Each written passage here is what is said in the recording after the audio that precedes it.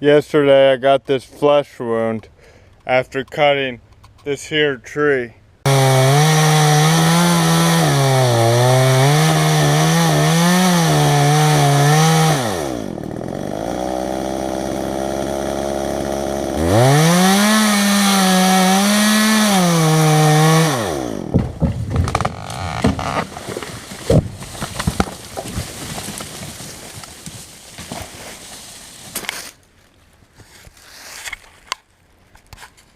That one was one of the most dangerous trees I've ever cut.